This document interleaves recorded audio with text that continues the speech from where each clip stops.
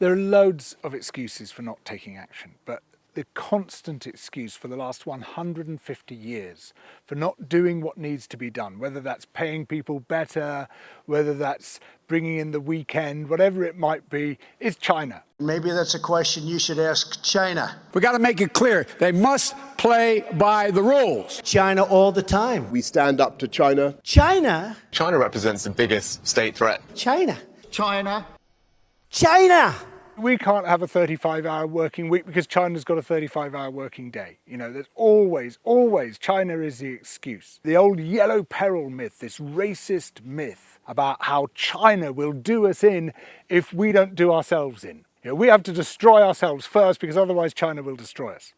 And now exactly the same thing is happening with environmental issues. There's no point in us doing anything because China. The China virus.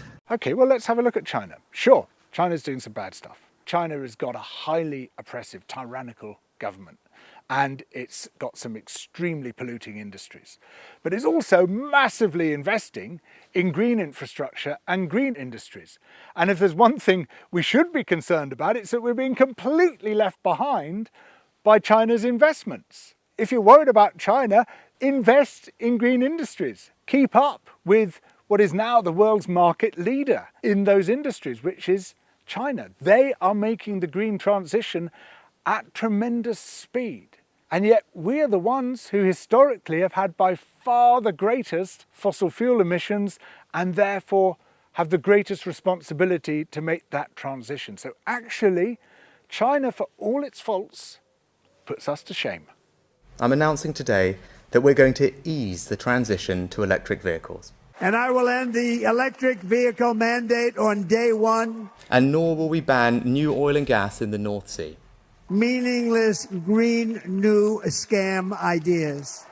We are now being left behind in the fossil age. Even France, just across the channel, is doing extraordinary things to try to transform itself into an ecological civilization. For example, the French government is training every single public servant in ecological principles. 5.6 million people, everyone who works for the state in any capacity at all is going to have ecological training.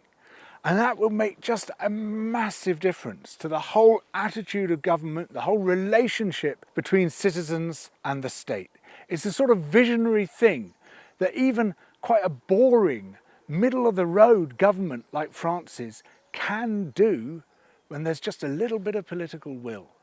Of course we can do this stuff. There's nothing stopping us from doing this stuff except the blatant corruption of our political system being bought by the dirtiest industries. The media thinks that celebrity gossip is thousands of times more important than environmental breakdown.